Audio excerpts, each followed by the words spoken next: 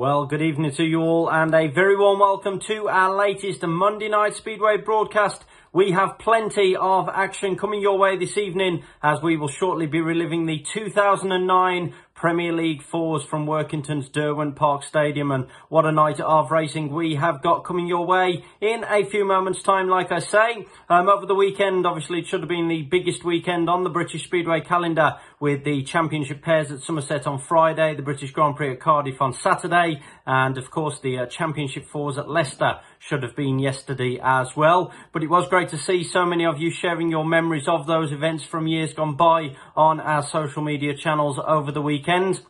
And already counting down to the major event series and such big events in 2021. Still announcements and decisions to be made though, and don't forget you will hear news of that first by keeping your eyes on the speedwaygb.co.uk website, and also a reminder of the official British Speedway social media channels as well. Give us a follow on Twitter at SpeedwayGB, search SpeedwayGB and like our page on Facebook. Give us a follow on Instagram at Official British Speedway, and subscribe to our YouTube channel as well. Plenty on there to keep you entertained. Search Speedway Great Britain. Straight after tonight's Premier League fours from 2009, we will be bringing you details of next week's Monday Night Speedway broadcast, so do stick around for that. But like I say, plenty to get through this evening. We're bringing you both semi-finals and, of course, the final from 11 years ago. And so many races coming your way, so much action to get through. So let's not waste any more time. Let's give you the build-up to semi-final number one from Workington's Derwent Park. And semi-final one included Kings Lynn, for whom 2009 was a championship winning season. They were joined in the first semi-final by Somerset, with Steve Johnston leading the Rebels. Ty Proctor and Carl Stonehewer were included for Redcar, with Berwick feeling they had nothing to lose as they completed semi-final number one. So without further ado, let's head to Derwent Park, Workington for heat number one with David Rowe, your commentator, and let's go racing.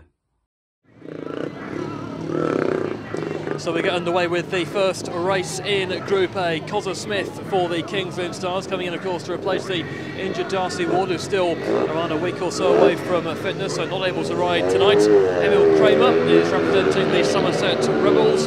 Carl Stonehewer for the Redcar Bears, and Tero Arnio for the Berwick Bandits. And of course, Stonehewer for many years a big name here at Workington, a hero with the Comets down the years, and now hoping to take full success with the Redcar Bears this season. Kings Lynn, of course, somewhat weakened by the absence of Darcy Ward, no question about that, but still a talented quartet on show. Somerset with a very powerful top three indeed. Redcar, many people's dark horses, with a couple of in-form riders, and Berwick possibly group outsiders, but in saying that, several of their riders have had some good results in recent weeks, so pretty close to call, I think, this group, the way things are set up. And we have the riders at tapes for the opening heat, with Cozza Smith going in red off the inside for Kings Lynn, Emil Kramer in blue off gate 2 for the Rebels, gate number 3 in green, Carl Stonehewer for the Bears, and in yellow off the outside it's Tero Arnio for the Berwick Bandits. First two of the 8 races from the group. Oh, tape breaking straight away.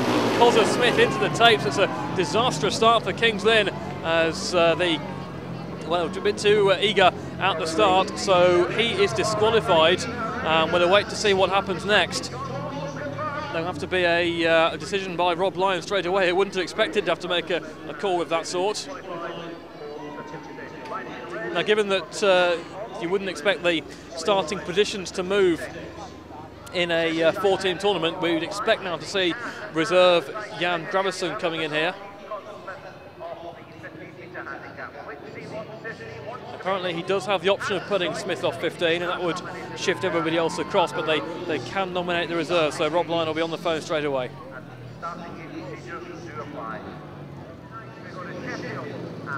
So we try again with heat number 1, and Jan Graverson, the replacement for the tapes disqualified Cozza Smith, in action here for the Kings Lynn Stars. Emil Kramer for the Rebels, Carl Stonehewer for the Bears, and Tero Arnio for the Bandits. Kings Lynn, Somerset, Redcar and Berwick going into battle, and obviously the disqualification of Cosler Smith. Frustration for Kings Lynn. Gravison indeed gets a ride. Obviously you have the option to bring in the reserve during the meeting if one of the riders isn't quite performing, so we've all got reserves here, all these teams that may make an impact as things go on. But here we go with the restart of Heat 1. Gravison on the inside, Kramer gate 2, Stoney gate 3, Arnie on the outside, then away this time, and it's a good start there by the red car line. Carl Stoney, the former Workington star, of course. Stoney leaders. Gravison never got off the start line. It's a disastrous start for Kings Lynn here tonight, but Carl Stoney has the advantage for the red car. It's Kramer in second place, Arnio in third, but Carl Stoney, of course, there's one man in this field who knows every inch of Derwent Park. It's Carl Stoney, and he race leads on the back straight for the second time. It's Kramer in second place, Arnio in third, and as I mentioned before, red car are people's dark horses for this because they've got plenty of Derwent Park experience in their ranks with Carl Stoney. They're right to good form in recent weeks as well. Somerset running second place with Emil Kramer, Arnio in third for Berwick and Kings Lynn will be forced to make up ground as the meeting goes on, with Smith touching the tapes and then Gravison really not getting off the start line at all. To move on to their last lap, and Stoney actually being reeled in by Emil Kramer. Is catching up ground back straight for the final time. I don't think he's got time to make a passing move, so should be maximum points for the red car bears. Stoney with the victory. Second place is Emil Kramer, third Tero Arnio, and as I say, disaster for Kings Lynn in the opening race. No points for Jan Gravison, never got going at all, replacing the tapes disqualified Cosler Smith, so Kings Lynn start with the big zero, but it's the red car bears who start with 3 thanks to Carl Stoney. 2 points for Somerset, Emil Kramer, and 1 for Berwick with Tero Arnio.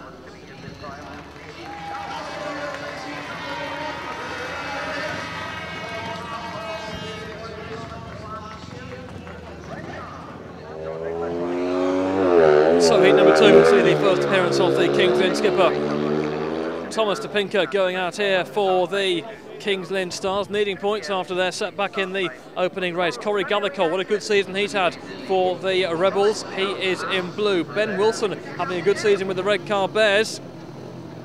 He is in green, and Micah McCoskey, he is in yellow for the Bandits, and fair comment to say that he too is having a good season. These are all riders who have been in form of late. Ben Wilson's been a busy man, been riding for red car and also doubling up with Poole and scoring points in the Elite League. In fact, scored 8 last night for the Pirates at Coventry in a narrow defeat last night, and key in that was very fast gating. He's got the inside here, and Wilson could certainly make an impact here in this race. But as I say, strong competition. McCoskey, the Berwick number 1 this season, Topinka, Kings Lynn skipper, going as well as ever.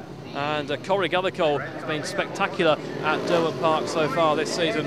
At the Oak Tree Arena, I should say. May well be spectacular at Derwent Park, but spectacular at Somerset has been Gathercole. So Wilson goes in green off the inside, McCoskey in yellow off gate 2, Topinka goes in red off gate 3, and Gathercole goes in blue off the outside. Here we go with heat number 2, and away they go, and it's a decent start there by McCoskey. Wilson comes across right from the inside, then Wilson charging across there and gets the advantage. McCoskey will try and go round him into turn 3, desperately tight going in there. McCoskey bravely around the outside. Wilson tries to come back on the inside, but Micah McCoskey has gone right round Wilson and then defends into the second lap. Wilson back inside, McCoskey goes down, and McCoskey is sent out wide. I think the red lights there will have to come on because it's definitely impeded Micah McCoskey. Ben Wilson charging through on the inside and had to put the bike down to avoid a really nasty incident. It did clip Micah McCoskey, who did well to stop up, and so the referee had to bring the race to a close because McCoskey had been severely impacted by that. But Ben Wilson, who hit the front early on, was passed by McCoskey around turns 3 and 4, tried to hit back on the start of the second lap,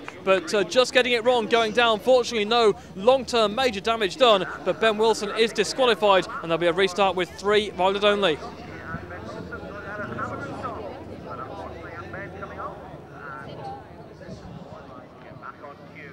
3 riders remaining. The disqualification of Ben Wilson, blow for red car, who were threatening to make a really good start to the meeting, but will now be held up in the early stages.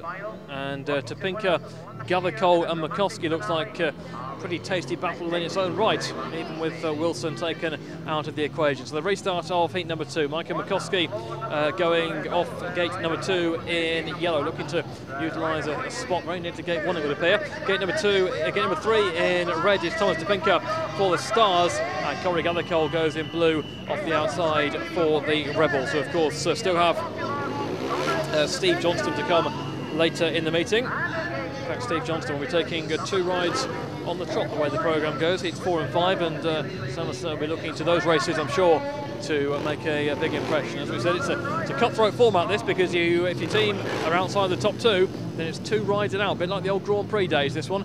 But the Premier League 4 is certainly one of the best nights of the Premier League season. Makowski, Topinka and Gallicol then for this heat number 2, and away they go in a flying start there by Thomas Topinka. Gets across, and race leads, went to the back straight, then he makes a mistake off the second bend. Almost a chance for Makowski to come through on the inside, but Topinka closes that particular gate, and now it's Gallicol trying to wind at the back on the outside to make a move on Michael Makowski. But Thomas Topinka here has the advantage, done plenty of that front Lewis either for his team Kingsland or as a guest. He leads in the back straight for the second time. Battle on now for second, with Makowski being chased by Gallicol. Makowski in trouble, Gallicol in trouble. Gallicol spins in a complete circle, goes down. I think he stayed on the track, and therefore he will remount and probably take a point for that. Both got themselves into difficulty on turns 3 and 4.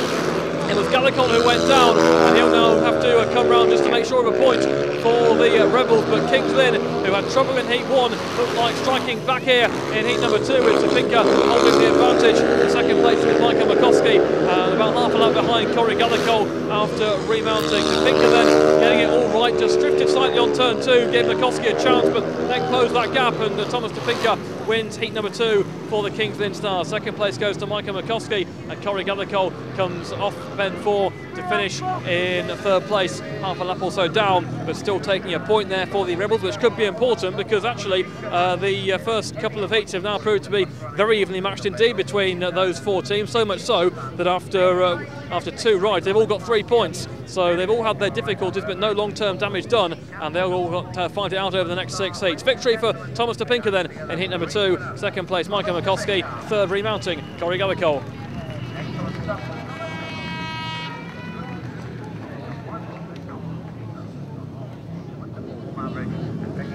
So heat number 3, and Chris Schramm is the representative for the Kings Lynn Stars here.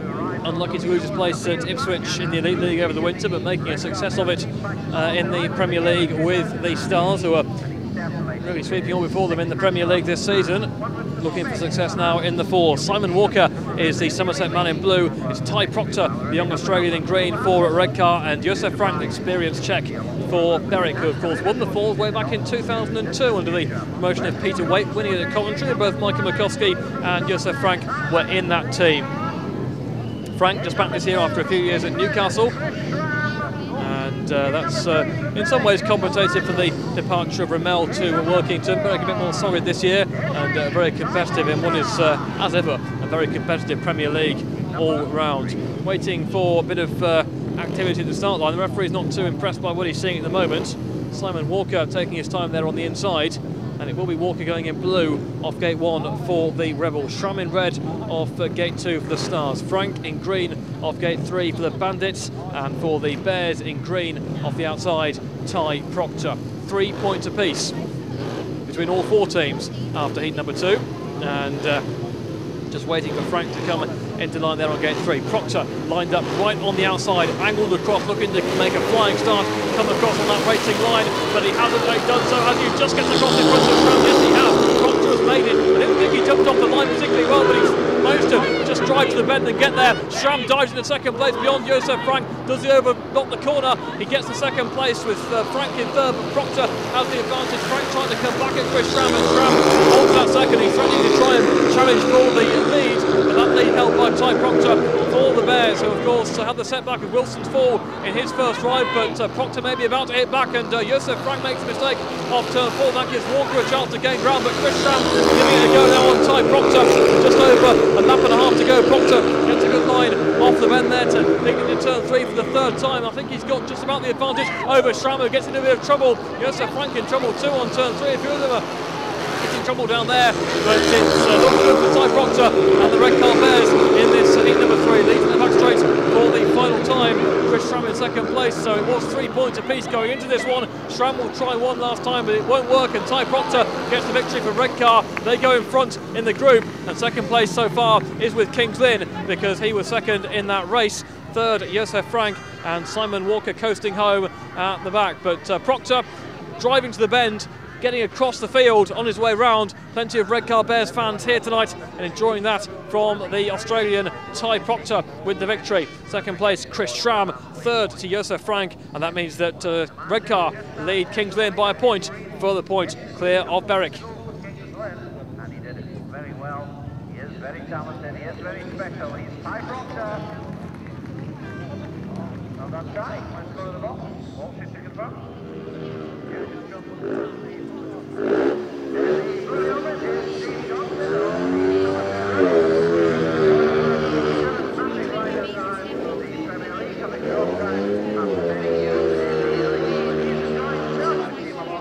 So Group A proving to be very competitive indeed in the early stages, and Redcar with the slight advantage. They have Gary Havelock, the 1992 World Speedway Champion, in action for them here. Emiliano Sanchez going for currently second place to Kings Lynn. Another really successful winter signing after a couple of tough years and a couple of injury problems too.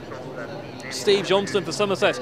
They need points, and Steve Johnston has really been going well in the Premier League after so many elite seasons. And Paul Clues, the captain of the Berwick Bandits, who have been banging in big scores home and away in recent weeks. So once again a competitive looking lineup here. Paul Clues going in yellow off the inside, Gary Havelock in green off gate 2, Steve Johnston in blue off gate 3, and Emiliano Sanchez going in red off the outside.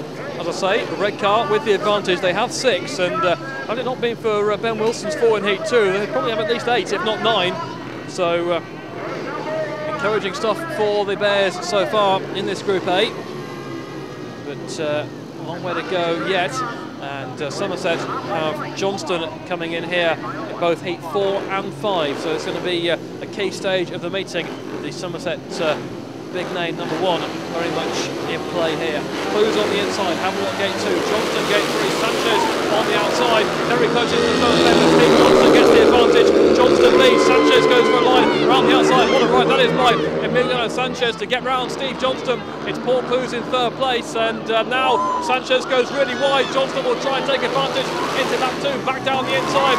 Good move by Steve Johnston, took Sanchez and took his line. Clues tries to hit back off turn 2 as well. Havelock at the back, which is bad news for Redcar, but it's still Steve Johnston with the lead after a really good race so far, as Paul Clues now tries to put the challenge in on Sanchez, and it's Steve Johnston who still leads. Clues looking the outside run on Sanchez, looks to wind things up. Paul Clues now goes for a comeback. Paul Clues like to go down the inside, and now he tries to get back on the outside. Johnston moving clear, Sanchez second. Clues tries the slingshot off turn 4, but locks it up. Sanchez still holds that second place. There's 1 lap to go. Clues right round there with Sanchez looking to pass him on the outside. They're looking for a cutback once again. Havelock can't get in the equation. Clues goes down the inside of Sanchez. Then leveling the bench 3 and 4. Good pass by Clues. Sanchez back around the outside, but Clues gets a superb second place. Pitching to Steve Johnston. Brilliant pass by Paul Clues on turn 3, going in there on Emiliano Sanchez down the inside. Sanchez was leading early on, but he made a mistake first time out, and Steve Johnston managed to get past him. And then a great pass by Paul Clues to keep Berwick very much in contention, going down the inside of Sanchez into the final 2 bends to salvage the second place. Jono, Steve Johnston with the victory. That again tightens up Group A big time, with the Rebels moving on to 6 points, the Stars also on 6, the Redcar Bears on 6, and guess what? The Berwick Bandits also have 6 points.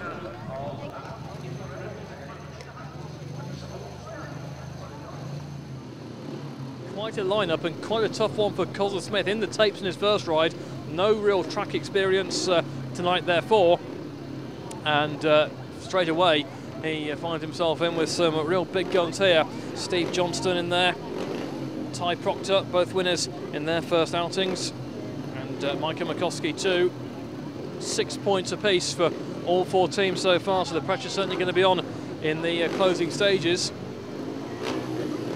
Any team then, can they make a break in these next couple of heats? With Johnston going off the inside, Proctor on gate 2, Smith on gate 3, and McCoskey is on the outside. Here we go with heat number 5 then. Start Marshall is happy, green light comes on and away they go, and jumping away there off the outside gate. McCoskey is taken wide by Steve Johnston. McCoskey keeps it running. This intelligent switch back by Ty Proctor, with the 2 outside him were battling, and they're so close going in there as McCoskey keeps it wound on. Can he hold the line there? Don't think he can. Proctor has got the advantage over McCoskey. Real fierce battling going on there, and it's still happening. Michael McCoskey tries to again wind up the outside line on Ty Proctor, and he's got so much speed there into the 3rd bend. Has he gone right round him on turn 3 and 4? going to have to go the long way round, but he's sweeping off the bend and he's got the advantage. Superb ride by Micah McCoskey to go round Ty Proctor, and now Steve Johnston. We've seen that. He's trying to hit back himself, but looking good here for Berwick. As I say, all the teams went into this one with 6 points apiece, and therefore Berwick will make the big move here in Heat 5 if McCoskey can bring home the victory. McCoskey from Proctor, Steve Johnston in third place, who was battling early on with McCoskey. That gave Proctor his chance, but McCoskey has superbly made it back around the outside to lead, and there's a move on the final bend there by Proctor, almost puts him in trouble, but he still gets the second place. But Micah McCoskey, a great win there for the Berwick Bandits, and they take the lead in the meeting after 5, and the Bandits fans on the second bend enjoying that one and enjoying it with Micah McCoskey, the race winner. Second place then goes to Ty Proctor, moving Redcar into second place. The third is with Steve Johnston. Somerset left in third place despite Steve Johnston having had 2 rides, and Kings Lynn with Smith finishing at the back, they are left in fourth place, but still very, very close indeed, with only 3 points covering first to fourth. Number 5 on a terrific race. To the box. And here's John Moore. So moving into heat number 6, and for Kings Lynn, who find themselves in fourth place at this stage, it's Emiliano Sanchez. Emil Kramer for Somerset, second at the moment, third at the moment, going in blue. Ben Wilson for the Bears, who are second at present, he goes in green, and it is Josef Frank for the current leaders, the Berwick Bandits, who goes in yellow. So they managed to be on 3 points apiece after heat 2, 6 points apiece after heat 4. So I wonder what the odds are now on them going 9 apiece after heat number 6. If that's the case, then Emiliano Sanchez needs to win this one for Kings Lynn. He is in red off gate 2, but Josef Frank has the inside gate here for Berwick off in the yellow helmet colour. Emiliano Sanchez going in red off gate 2 for the Stars. Ben Wilson in green off gate 3 for the Bears, and Emil Kramer in blue off the outside for the Rebels. Very competitive group indeed, and nothing to choose so far really. Every time someone has made a move forward, they've immediately been pegged back, and 3 heats to sort it out. Heat number 6 with Josef Frank just waiting for him to come into line there on the inside, which he does now, and 4 riders now at the tapes. Green light comes on from the referee, and away they go. And it's a good start by Josef Frank. Very good here. Kramer moving around the outside, trying to pass him, but Frank holds a tight inside line, then swings out wide and puts the block in on Emil Kramer, who looks to keep it running around the outside. Frank comes across to block him, and it's still Josef Frank at the end of lap 1, with Kramer looking to make his move, and Kings Lynn got to the back with Sanchez. Also comes through in third for Redcar, and Kings Lynn losing ground here big time in heat number 6, and Berwick, dark horses may be, but they're looking really good here with Josef Frank as Kramer tries to catch him up. Wilson in third place will keep Redcar in contention, but Berwick, could they be moving through into the final with Somerset in second place, Redcar in third, and Kings Lynn, well, if Sanchez indeed runs the last place here, it's hard to see Kings Lynn making it through. Kramer going wide off the fourth bend trying to catch Frank, but Frank has ridden it all pretty much spot on at this stage. He leads on to his last lap. Kramer in second place, Ben Wilson in third, and this is a good ride here by Josef Frank. Made a fast start, covered all the angles on the opening lap, and Berwick really stepping up here in the fours as Josef Frank takes the flag with the victory. Second place is Emil Kramer, third Ben Wilson, second consecutive last place for Kings Lynn with Emiliano Sanchez, and you struggle to see Kings Lynn coming into the final from that position. So Frank's victory gives the Bandits a 12-point total, and we have both the Somerset and Redcar on 9. Healthy situation for Berwick. Josef Frank with their second win on the bounce, and Berwick at the moment looking good for a place in the final.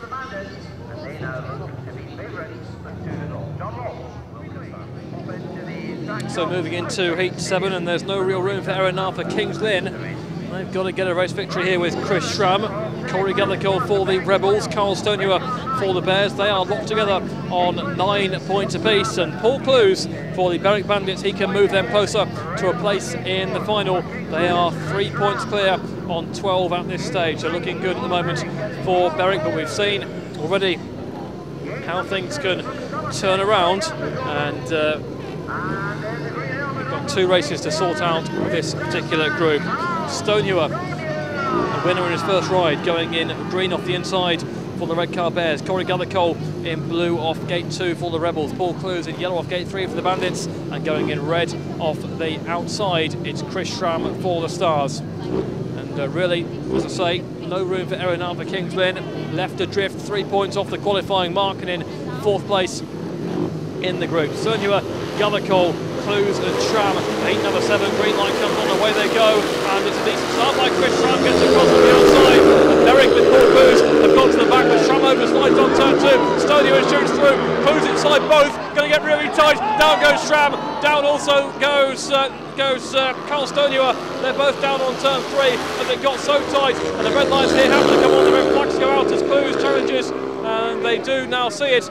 But that was one of those moments as they both hit the fence that really 3 into 1 wouldn't go, and referee Dave Dowling will have to work out exactly who was at fault. Schramm was in between as Clues dived through on the inside. Cernua was on the outside and rather taken out, and it wouldn't surprise me if Chris Schramm, and in fact the rider in green, Carl Cernua, has been disqualified. And I'm not quite sure I see that.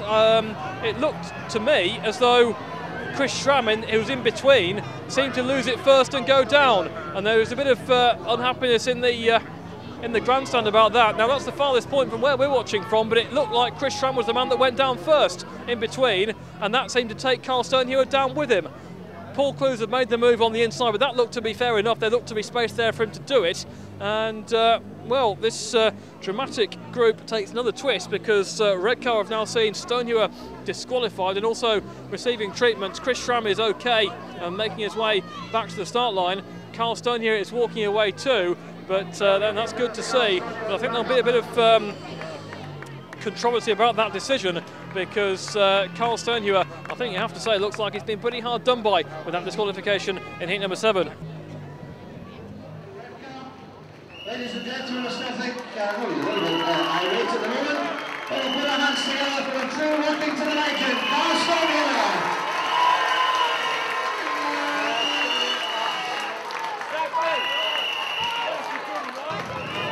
Well, Carl Cernua absolutely furious as he tosses his race jacket down. That'll be brought back into the pitch, but you can understand his anger, and whether he'll be able to get onto the phone to Dave Dowling, the referee, will have to wait and see.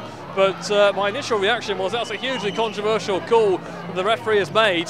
No blame attached to Chris Schramm in what was a racing incident, but I do think that Chris Schramm that Carl Cernua very hard done by indeed there. I was expecting the red disqualification light to come on, but referee seeing it differently and excluding the rider in green.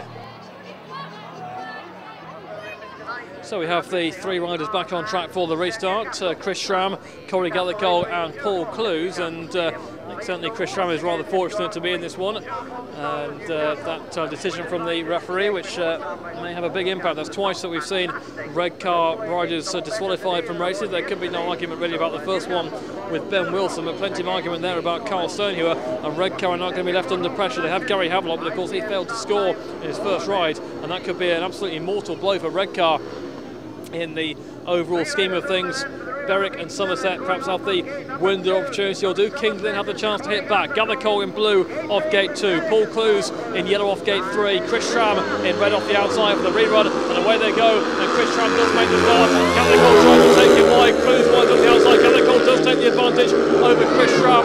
Gathercole leads for Somerset, it's Schramm in second place, it's Clues in third, and this will again tighten everything up if Berwick are in third place, so the Clues will try and wind in Chris Schramm with 3 laps to try and take advantage. Gathercole with the advantage. It's Schramm in second place, it's Clues with the speed in third, winding up plenty of speed, going round the outside. Paul Clues, can he make it round? No, he can't, goes a bit too wide, but comes off the banking with speed again, and there's still plenty more to come in this heat number 7.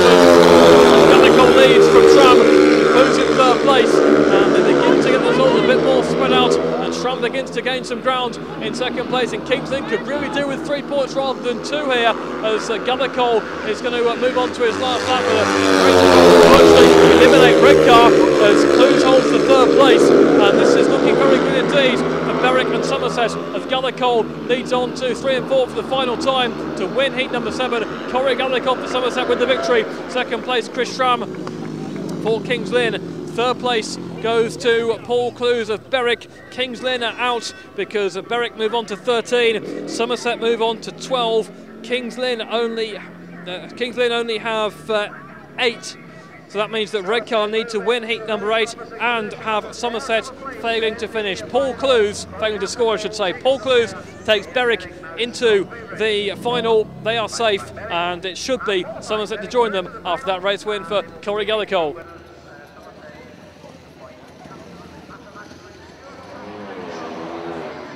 So Berwick are through here. Somerset are almost through.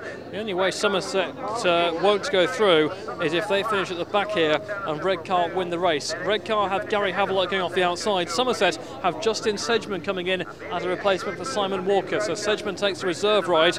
It's Tero Arnio for Berwick who are through, and it's Thomas de Pincker for Kings Lynn who are out. So in the grand scheme of qualifying, you can forget the two on the inside, but actually they are a significant factor, because not only do the Bears need a victory for Gary Havelock, they need a last place for Justin Sedgman if they're going to turn around this situation. I think Redcar are the unluckiest team in this group tonight. Certainly the disqualification of Carl Stoney is going to have a massive impact in the meeting if it stays like this, and that's one that'll be debated, because that could so easily have been him back in the race, and I think it should have been him back in the race as well for the restart, and they could have more points certainly on the board than they have now. But refereeing decisions, part and parcel.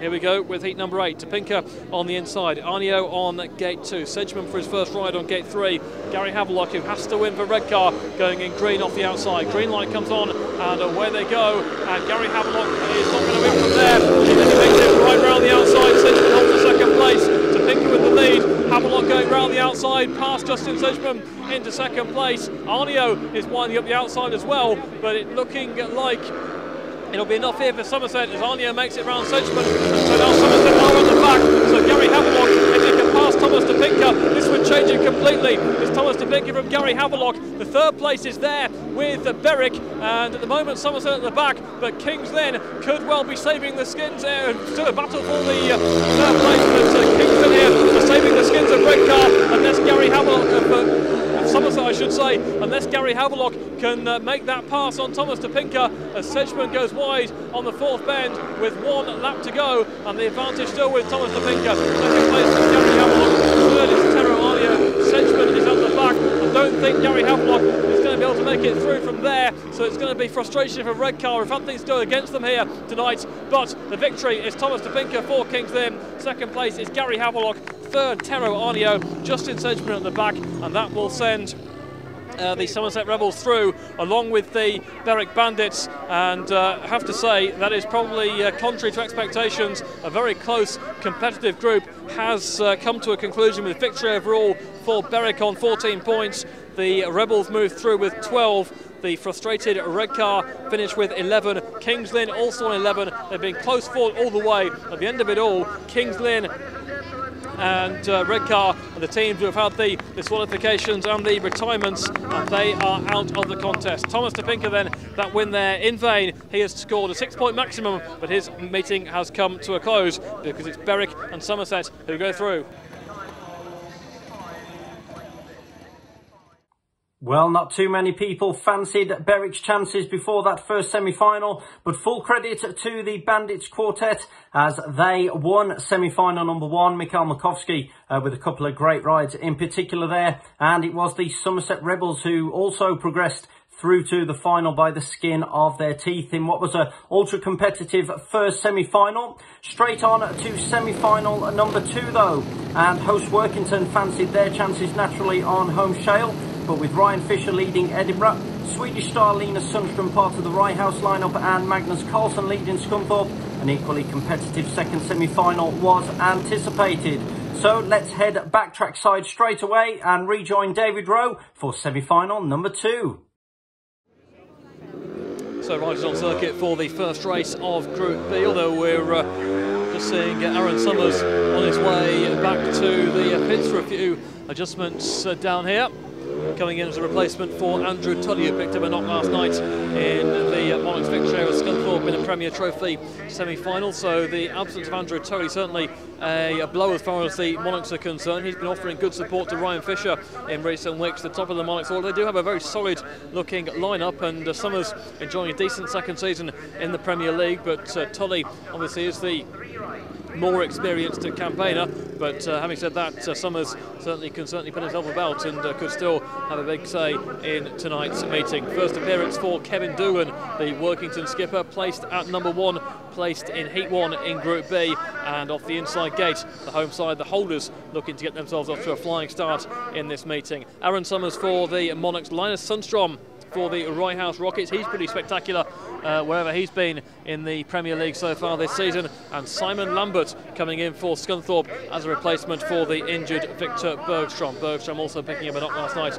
in that Edinburgh Scunthorpe fixture. So across from the gate, Kevin Doolan going in red off the inside, Aaron Summers going in blue off gate 2. Green off gate 3 is Linus Sundstrom, and in yellow off the outside it is Simon Lambert. Doolan looking to put Workington off to a flying start with victory. 3 points in this heat number 2, but we'll see what Messrs Summers, Sundstrom and Lambert have to say about that, particularly off the start line, which will be oh so important as the start marshal gets the riders into line. They're there now, and here we go with heat number 1. It's a decent start by Kevin Doolan, who's to the right next to Sundstrom going into the bend. Sundstrom will try and come through on the inside on the way out, but Doolan, to the cheers of the Comets fans, has the advantage over Linus Sundstrom. It's Aaron Summers in third place, although he squares off the corner and almost comes down off turn 4, which might give Lambert the chance to come fast, but Kevin Doolan with the advantage back to the third. Lambert trying to go around the outside line, but Summers controlled the inside to hold that third place. Sundstrom in a comfortable second for Rye House. The battle is for third. Kevin Doolan in control of this heat number 2, but again a lock up by Summers coming off bend 4. It's giving Lambert the chance, but Lambert doesn't really know whether to go inside or outside to try and get to Aaron Summers, and once again the Monarchs man pulls away. It's Doolan with the advantage from Sundstrom, and this time Summers rides a better line there off 3 and 4 to move clear of Lambert, and Kevin Doolan certainly stamping authority on this heat number 2, on this heat number 1 I should say. The Workington, the skipper, is going to kick off Group B for the home side with a convincing, very convincing victory. It's Kevin Doolan to the applause of the main grandstand, who wins heat 1 of Group B. Second place to Linus Sundstrom, third to Aaron Summers, and Simon Lambert at the back. Good battle in the early stages, the third and fourth between Summers and Lambert. A couple of times Summers made mistakes, locked up, Lambert couldn't find a way through. Sundstrom was safe in second, but no way he was going to catch the Comets captain. Kevin Doolan gets Workington off to a flying start with 3 points from heat number 1. Adrian Ramil here last week. He was being taken away in an ambulance after crashing heavily on the city. So here we go with heat number 2. Adrian Ramil, Matthew Weathers, Luke Bowen and Magnus Carlson. And these boys have had a bit of a panic because of an incident in Group A, the equivalent race, and that means the programme has been slightly shifted around a bit, so these boys have had to come out on track a bit earlier than they had been expecting. But they are at the start line now, and can the Comets keep the winning run going? They have Ramil in red, who was actually carried off here last week after a crash, but no long-term ill effects, and Ramil back in business with the Comets going off gate 3. The gate 1 in green is Luke Bowen, having probably his best run really of his career, certainly for the Rye House Rockets, regular of the Rockets for the last few years. Luke Bowen going in green off the inside. Magnus Carlson just back in business after injury. He goes in yellow off gate number 2 for Scunthorpe. It's Adrian Ramil, big capture for the Comets over the winter, previously with Berwick of course, going in red off gate 3, and going in blue off the outside is the Edinburgh skipper Matthew Weathers. Workington with the advantage in the group after Doolan's convincing win in his first outing, so they'll be looking to Ramil to keep the ball rolling here in heat number 2. Where they go, and it's a good start indeed by Ramil, and through the inside goes Luke Bowen, moving Magnus Carlson aside and moving through into a second place. Weathers tries to get the run around the outside and does just that. Weathers goes through into second place, and Ramil locks up horrendously on turn 4, and does he have the speed? Oh, they're so close, and round the outside goes Weathers to take the advantage. Ramil locks up on 4, Weathers got the run round the outside, and then just about managed to avoid contact down the home straight, and it's Weathers who leads now for the Monarchs, with Ramil in second place. It's Bowen in third, and Carlson, who was shunted out in the early stages by Luke Bowen, finding himself at the back with a good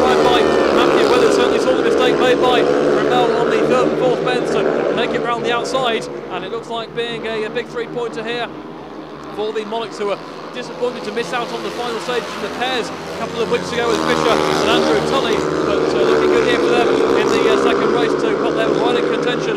Disappointing for Scunthorpe is the fact that Carlson is so far tailed off. They're going to no score from 2 heats, but it's victory for Matthew Weathers, who takes out heat number 2. Second place is Adrian Ramil. It's Luke Bowen in third place, and Magnus Carlson looking to be completely down on power at the back of that one. But to the victory for Weathers moves the Monarchs on to 4 points. The Comets are on to 5 with Ramil's second place, and Ryehouse still in contention on 3 thanks to Luke Bowen, and they've got a couple of big names to come in their next 2 rides. But a good victory for Matthew Weathers for the Edinburgh Monarchs. He wins it. Second place Adrian Ramil, third Luke Bowen.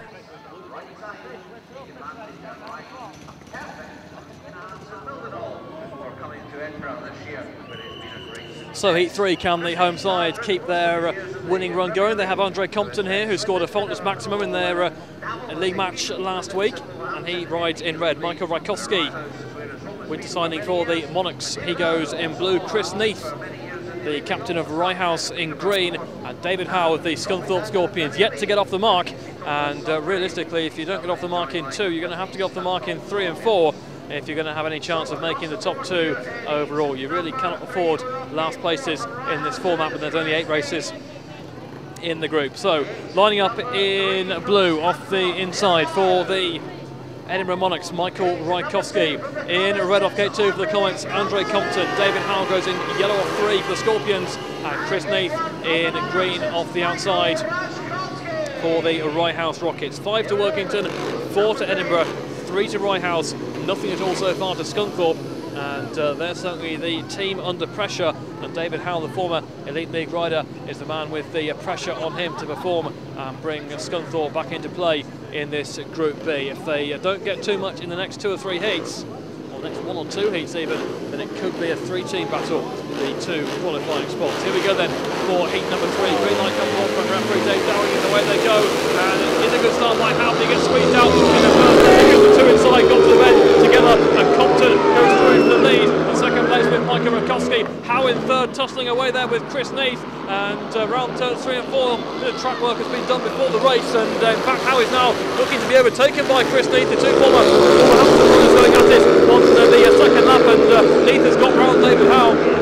Scunthorpe here are about to effectively go out, I think, at this stage. Compton leads, Neath in trouble though on turn 4. That might give Howe the chance to come back down the inside, but in fact Neath's not got the speed of the bend 4 to still hold that third place. Rajkowski in a decent second here for Edinburgh. They'll be happy with Rajkowski's performance here. Will the Monarchs, as round bend 3 and 4 comes. Andre Compton, Rajkowski a bit wide that time, and moving into challenge is Chris Neath. Compton has an enormous advantage here for Workington. Fabulous racing for second, third and fourth. Rajkowski running defensively, but getting it pretty much all right as Compton shoots out wide off the 4th bend, but controls it neatly. Mistake again though by Chris Neath. He still gets that to third place. Compton has won it by distance. Second place Michael Rajkowski. Third is Chris Neath, and the back is David Howe. So that race going exactly as the group was going, with Workington in front of Edinburgh, in front of Ryehouse, and that's exactly how that race finished as well. So Workington looking good for a place in the final with just 3 heats down. The victory for Andre Compton, second place Michael Rajkowski, and third Chris Neath.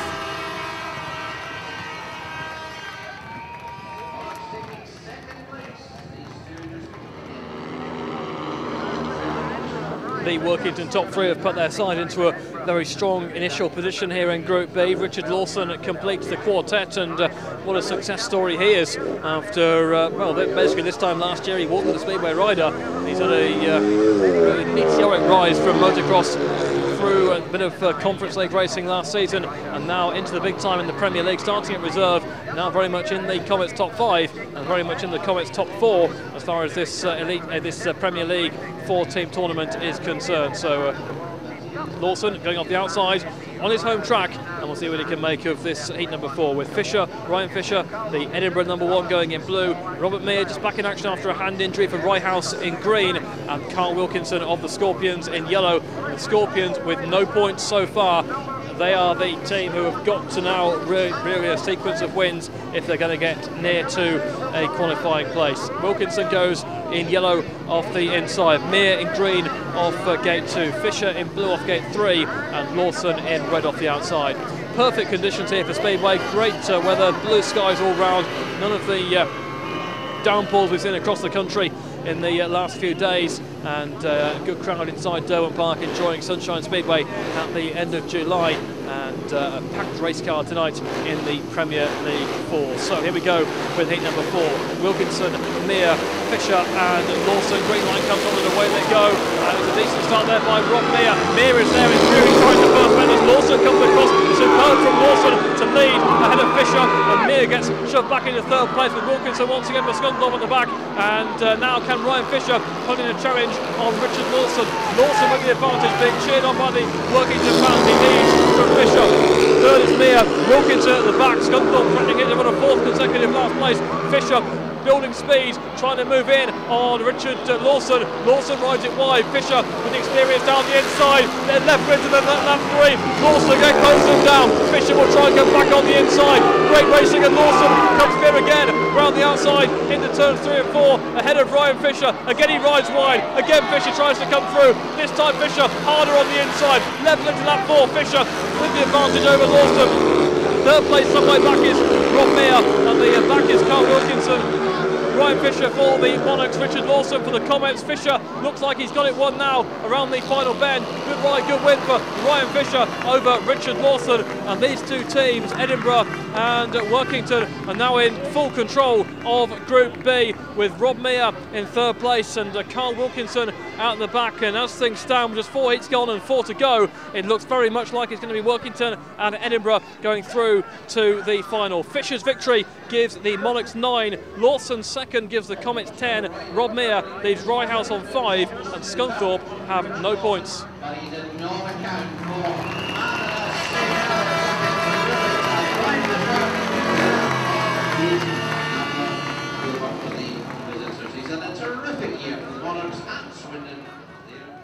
So on we go to Heat 5. Kevin Doolan, the Comets captain, gets his second ride of the meeting. His team have comfortable position. They're 5 points clear of third place to Ryehouse. Ryan Fisher, also his second ride. Could be some battle this one.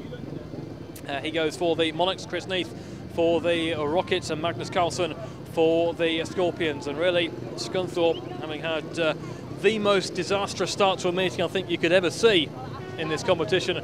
4 rides, 4 last places, so they can only get to 12. And well, after this one, we could see both Workington and Edinburgh at or beyond that mark. So Scunthorpe are having a disastrous Premier League falls. Ryehouse need to step things up if they're going to catch up. At the moment, it would appear to be pretty much plain sailing for Workington and Edinburgh, unless they hit some kind of trouble. So here we go with riding in blue off the inside, Ryan Fisher. Going in green off gate 2 is Chris Neath. It's Kevin Doolan in red off gate 3, and it's Magnus Carlsen going in yellow off the outside. Comets fans have been very noisy over the opening races, desperate to see them retain the trophy, and they've certainly done well over the years in fours and pairs events. And once again going to be right there or thereabouts tonight. So here we go for heat number 5. The start marshal just making sure that Magnus Carlsen is in position there on the outside, which he is. He's happy now. The green light comes on from referee Dave Downing. They fly away from the tape. Good start again by Ryan Fisher. Fisher gets in front of Doolan into the bend. Doolan tries to switch back. Carlsen is there too, and it's Fisher with the advantage over Doolan. And the third place is currently being held by Scunthorpe as Doolan tries to slight little pass there on Fisher, but Fisher making a good start, leading Doolan at this stage. The battle is joined because Doolan is right there. Third place is Carlsen, but Doolan gets really close to Ryan Fisher. Almost got his front wheel alongside Fisher's rear wheel there on the back straight, and Ryan Fisher certainly knows he's got to keep on charging, because Kevin Doolan certainly will, and they're still battling with 2 laps to go. Fisher from Doolan, they're well clear, and with Doolan has come to a stop, and that is a setback for Workington. Through the second place goes Magnus Carlsen, into third goes Chris Neath. It might not damage Workington too much in the overall scheme of things. Fisher is in trouble as well. Fisher has come to a stop, and Magnus Carlsen's going to inherit the victory here. The two teams who were miles clear going into the race have hit trouble, and now Kevin Doohan is on the run, and Ryan Fisher has turned round. Ryan Fisher has turned round, and Kevin Doohan makes certain that he's not lapped. Magnus Carlsen wins the race. Second place is Chris Neath, and Kevin Doohan is going to run the length of the field, and Ryan Fisher is pushing his bike back on the centre green. It's absolutely astonishing. Ryan Fisher had half a lap start on Kevin Doohan, and he turned his bike round, and Doohan will push home the entire lap of Derwent Park to make certain of a point for the Workington Comets. Absolute drama in this Premier League 4-team tournament. It's a long lap of Derwent Park that Kevin Doohan is doing here, but he saw what happened to Ryan Fisher, and he made sure he got himself over the start-finish line to start the last lap before the riders came round. And now Doohan is got the long run home into bends 3 and 4. Has a 3-minute time limit to do it. Should manage to do that, I'm sure. But what happened to Ryan Fisher there, and why oh why didn't he manage to get round that final lap? He wasn't completely underpowered, but in terms of pushing home, he had a half a lap start on Kevin Doohan, so that was all rather bizarre. Amidst it all, Scunthorpe, who had scored nothing from the meeting so far, have scored 3 points. The other Comets riders are coming out here to cheer Kevin Doohan home. Andre Compton's there, Richard Lawson is there. What an atmosphere as Kevin Doohan is going to complete a whole lap on foot. I'd love to see Michael Mack try an interview now as Kevin Doohan makes it home. And it's pushing a speedway bike over a lap is quite a tough job, but he's made it. Kevin Doohan gets his point and gets the congratulations and takes a bow as well. And Kevin Doohan's had all sorts happen in the last couple of weeks. He had his throttle seized at Birmingham a couple of weeks ago, and his bike was doing cartwheels on the centre green, and then he pulled the spark plug out in the end. I think he needs a bit of air now, but Magnus Carlsen has won Heat 5. Chris Neath gets second. Kevin Doohan gets a drink, gets a bit of water. He have a bit of a break now before shoring the final. Workington get third place and move on to 11 points. What fun!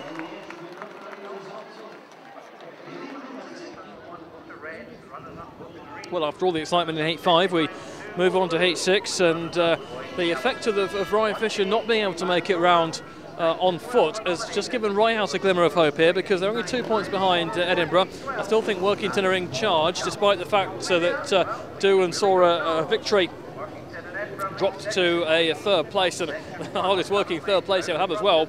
They've got 11, Edinburgh with 9, Ryehouse with 7, Scunthorpe with 3. So important here really to check out the situation between Aaron Summers and Luke Bowen, with Edinburgh and Ryehouse in opposition. You wonder if the Monarchs might have cause to regret what happened there with Ryan Fisher in heat number 5. We shall see. David Howe for Scunthorpe going in yellow off the inside. Richard Lawson in red off gate 2 for Workington. Luke Bowen goes in green off gate 3 for the Ryehouse Rockets, and in blue off the outside for Edinburgh is Aaron Summers. As I say, just 2 points in it between Edinburgh and Ryehouse. Workington have 4-point advantage over Ryehouse, so still fairly safe, although they could have been much safer. But for Doohan's mechanical trouble there in his last ride, but he'll have time to get things sorted out ahead of the final should they make it. And it really looks like they should still make it. They've got plenty of big scoring ability to come later in this semi-final. But here we go with Heat 6, and Lawson showed a great turn of speed as well in his first ride. Away they go, and Lawson this time the off gate 2. Howe drives the engine front, so not something during the party. Lawson tries to cut back on Howe. Through goes Ryehouse Luke Bowen into second place with Edinburgh at the back, and this would make things interesting because this would tie it up for second place. Lawson is in third, but David Howe has the advantage, and Lawson has found the narrowest of gaps to get around the outside of Luke Bowen. Bowen tries to get the line back on the inside and does good battling for second place there, and Bowen retakes it from Lawson, but Lawson will again wind the speed on as Bowen goes across the corner on turn 4. David Howe with the advantage. It may be a bit too late for Scunthorpe, but they're getting towards the board here. He leads on the back straight for the third time. Bowen in second place, Lawson in third. It shouldn't do too much damage to Workington long term, but Ryehouse are coming right back into it in the fight with Edinburgh. Onto the last time they go. David Howe with the advantage. Second place is Luke Bowen, third Richard Lawson, and this Group B, which was also straightforward really for the top 2 teams in the early stages. Well, for the second race running, we're seeing the other 2 take first and second places. David Howe gets the victory, second place Luke Bowen, third Richard Lawson, and at the back is Aaron Summers, and suddenly it is all to ride for in Group B. Workington and Edinburgh striking trouble in 2 successive races, and which we'll have to see now. Pressure is really going to be on in those last 2 heats. Victory for Hull, Scunthorpe have 6. Second place goes to Bowen, moving Ryehouse on to 9, and also on 9 Edinburgh, and Workington edge on to 12, and they're still looking, they're still sat pretty at the front thanks to Lawson's 3rd place there.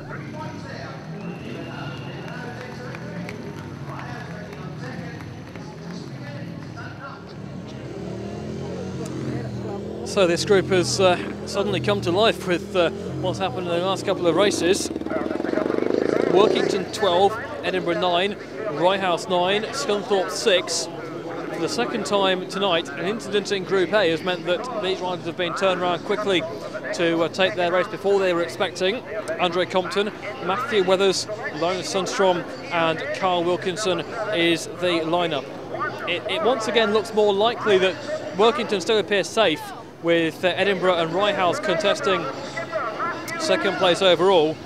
Weathers and Sundstrom in battle there, but Scunthorpe in probably after scoring no points from the first 4 races. With the points being dropped elsewhere, they've suddenly got themselves in with a glimmer of hope. They're going to need at least a second place, I would think, here by Wilkinson if they're going to snatch something dramatic at the end. But anything's possible now.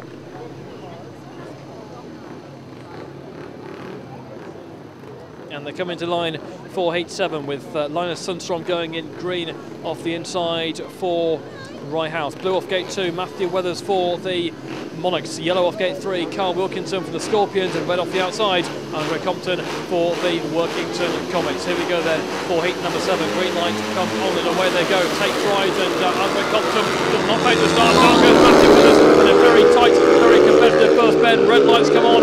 Red lights come on as Compton flies around the outside to hit the front, but the red lights have already come on, and Matthew Weathers is down. And whilst there's a bit of dissension from the supporters, the red lights come on straight away when that happened going into the first bend, and whether it will be all 4 back we'll have to wait and see, but the way the red lights came on straight away, I suspect that'll be the case, and we'll see them trying again for the restart of heat number 7.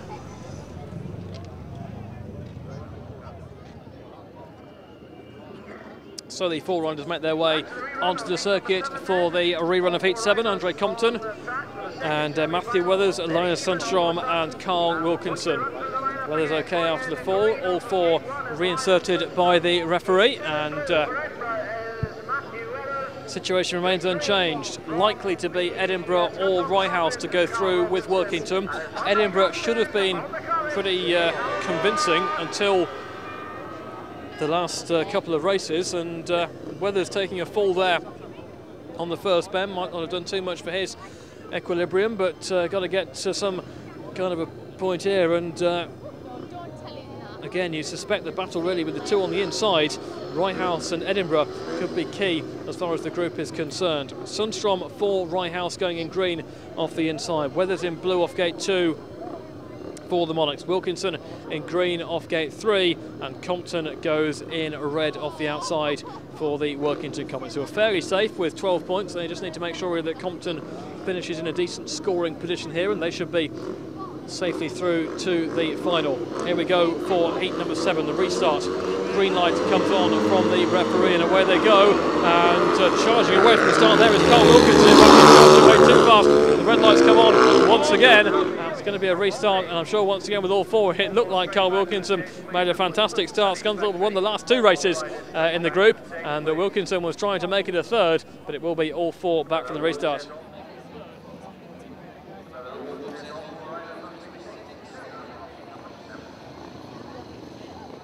So they'll try again with heat 7 with Sundstrom in green on the inside, Weathers in blue off gate 2, Wilkinson in yellow off gate 3, and Compton in red off the outside. Andre off the bike, just looking for that ideal starting position. As I say, Workington on 12 points, the other 2, Edinburgh and Ryehouse, have 9, Scunthorpe have 6, so Compton really just needs to make sure he beats either Edinburgh or Ryehouse here, and that will be enough for the Comets to go through. Those 2 on the inside are going to have quite some battle, I think.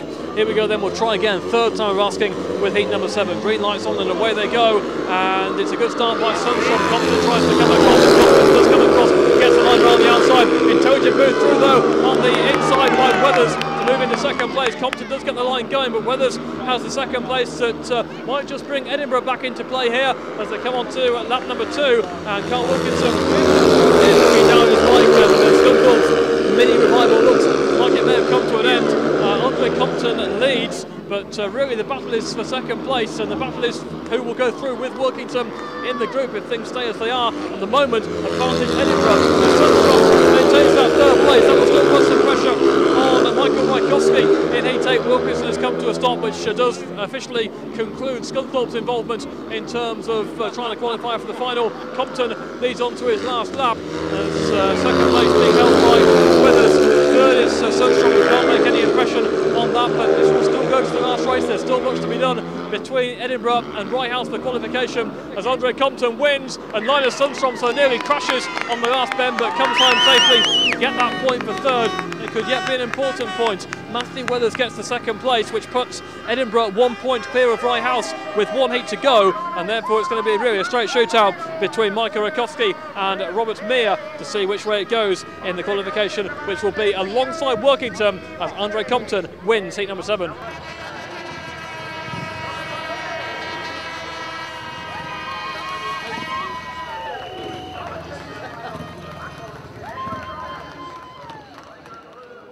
So this is where Group B gets sorted out. Workington are through. Will it be Edinburgh or Ryehouse who join them? Well, Ramil goes in red for the Workington Comets. Michael Rykowski goes in blue for the Monarchs. Robert Meir in green for the Rockets. And Simon Lambert is in yellow for the Scorpions. The Scorpions are out, but if Ryehouse are going to overhaul Edinburgh, they might need Lambert to get in position as well.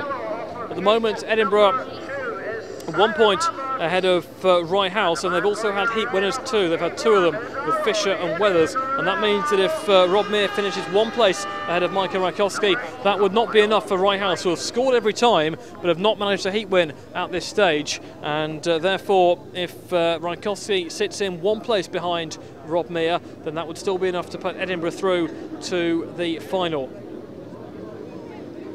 Ramil riding in red off the inside, almost wanting to start from the grass there, I think. Gate 2 in yellow is Simon Lambert. Gate 3 in blue, Michael Rykowski. Gate 4 in green, Robert Meir. Workington are through, and at this stage of proceedings, they know who they're facing in the final from Group A, but one of either Edinburgh or Ryehouse to join them in the final. Here we go then. And it's now Michael Rykowski who's being moved across and coming into a completely different. He started off on the outside of Gate 3, now he's on the inside of Gate 3, so see if that makes a difference. Certainly Rob Meir's going to have a clearer run to the first bend, up against Ramil and Lambert on the inside. Rykowski on Gate 3. Will it be Edinburgh or Ryehouse going through? Green light comes on and away they go, and Rob Meir gets forced out on Gate 4 as Ramil hits the front. Lambert in second place. Around the outside goes Michael Rykowski. Rykowski goes through into second place. That might be enough for the Monarchs because Meir is at the back, and Meir has gone wide off turn 4, and Meir needs to make up ground big time. He needs to pass both the 2 men in front of him and hope that Rykowski drops places. You can't really see it happening from there, but we've seen plenty of strange things happen already in this group. Ramil with the advantage for the Comet. Second place is Michael Rykowski. Rykowski does make a mistake, locks up completely. Lambert almost comes down the inside, but Rykowski just about maintains it, but finding himself under pressure as Meir tries to join in, and if Rykowski makes another bad mistake there, it could all turn round. Meir drives on the inside, round the outside goes Lambert. I think Meir's through into third, we've got 1 lap to go, and Meir has passed Lambert, and now he's after Rykowski. Again, that place lead, knocks up on the bend, but Lambert at the back of Rykowski, hanging on to second place, which will take Edinburgh through. Ramil with the lead, Meir on the last bend, goes hard down the inside, back round the outside comes Rykowski. It's going to be a blanket finish on the line. Meir gets the second place, I think. Superb ride. Rob Meir, fantastic there, coming from 4th to 2nd. But I think the third for Michael Rykowski will still be enough on race winners for the Edinburgh Monarchs, but what a race it was. Rob Meir had to produce something special there, and he certainly did. Absolute battling ride. And as I say, I think the fact that they've had the more heat winners will still take Edinburgh through, but Meir did all he could do, and he came through for an absolutely fantastic ride there to take second place. Ramil with the victory as Workington go through.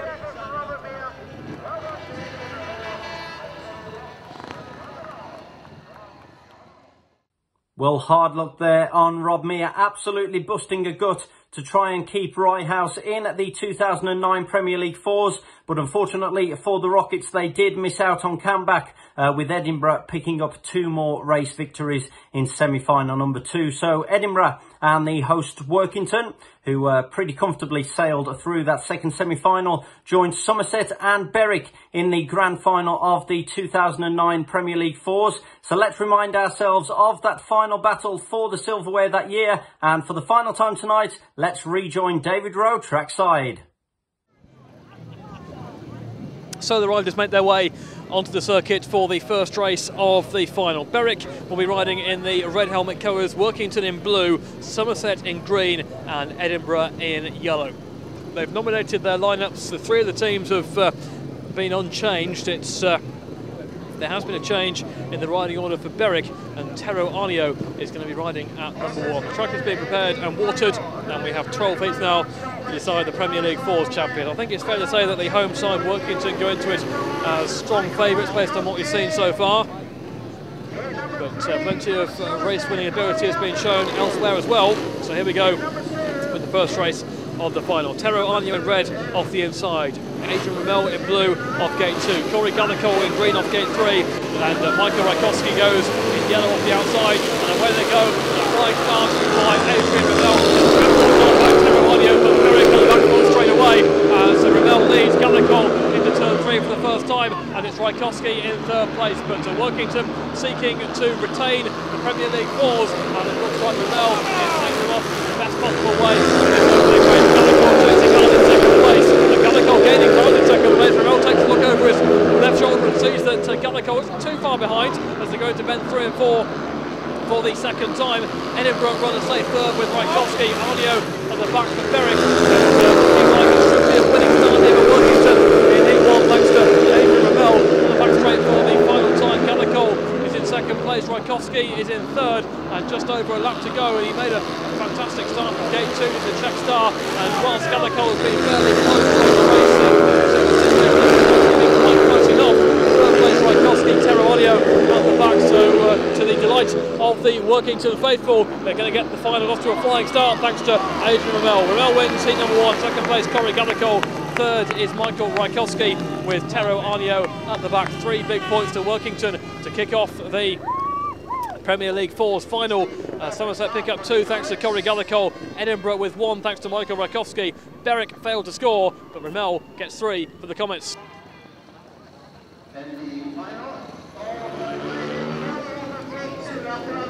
Ryan Fisher, last man to get round to the tapes for this heat number 2. Of course, he had the engine failure in his 2nd ride of the qualifier, but he managed to obviously get things sorted in the pits. He'll hope to be competitive in this final. Michael Rakowski for the Berwick Bandits, Andre Compton for the Comets, Simon Walker for the Rebels, who only took 1 ride in the qualifier, and as we say, Ryan Fisher for the Monarchs. Green off the inside is Simon Walker. Ryan Fisher in yellow off gate 2. Michael Rakowski in red off gate 3, and Andre Compton is in blue off the outside.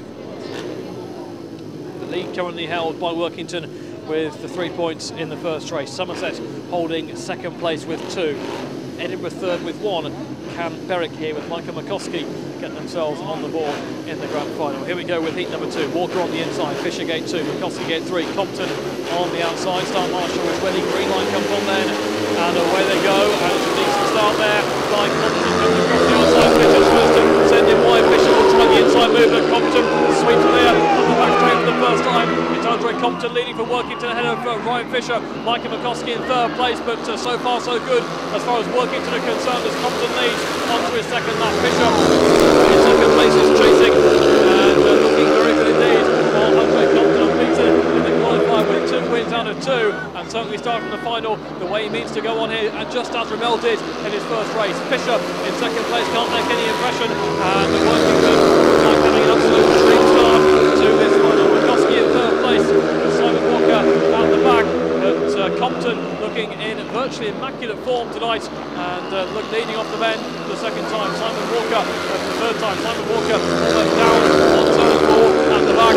He's split out now in this heat number 2, and it's Compton with the lead. Fisher in 2nd place, Rakowski in 3rd, but But Andre Compton, who is unbeaten so far tonight, is going to win heat number 2 as the grandstand stand to applaud Andre Compton for Workington, winning heat 2 over Ryan Fisher, third Michael McCoskey, and Simon Walker at the back. The Comets flags are flying. They have 6 points out of 6 so far, and that has got them off to an absolute flyer in this grand final. Is there any response from the other sides? Compton makes it 2 out of 2 for Workington. Second place there goes to Ryan Fisher, third Michael McCoskey.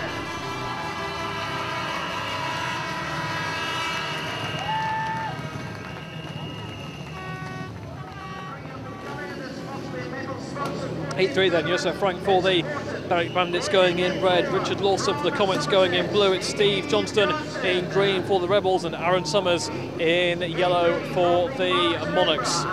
Comfortable 3-point lead after 2 heats for Workington. Is there a response now from the other teams as they come into line for this heat number 3? Lawson going in blue off the inside, Frank in red off gate 2, Summers in yellow off gate 3, and in green off the outside is Steve Johnston. Ramil and Compton absolutely wheel perfect in their opening 2 rides. Lawson, very spectacular youngster with a decent future, it would appear, from his form so far this season. See what he can make of this heat number 3. Green light on, away they go. Good start there by Joseph Frank. Steve Johnston goes rolling around the outside. It's Frank on the inside, Johnston around the outside, switching very cleverly. Steve Johnston goes through on the inside with a really clever move on Joseph Frank. Lawson in third place so far for the Comets, and Summers is at the back, but Steve Johnston has the advantage, being chased hard by Joseph Frank. Lawson safely there in third, which will protect the Comets situation, but the Rebels will move back into contention here if Steve Johnston can get the victory, which he's showing every sign of doing against Joseph Frank. A really good move. Frank made the gate. Johnston was on the outside, but they're trying to cut back into bed 3. Got the lead, but Frank is beginning to close him down. Joseph Frank catching up to Steve Johnston, trying to dive on the turn 3 as Johnston swings out wide once again with 1 lap to go. Steve Johnston still has the advantage here over Joseph Frank. Third place is Richard Lawson. I think Steve Johnston has moved to put himself in the right places throughout this heat number 3, and again he stretches clear into bend 3 for the final time, and Steve Johnston comes through to win heat number 3 for the Somerset Rebels. Johnston with the 3 points, 2 points for Joseph Frank. Richard Lawson gets 1 for the Comets, and at the back is Aaron Summers for the Monarchs, who are left on 3 points from 3 races. But Johnston's win gives Somerset 5, the Comets go on to 7, and Berwick with that second place there from Frank also on 3. So Somerset emerging early on as the biggest challengers to Workington. It is 3 points for Steve Johnston for the Somerset Rebels.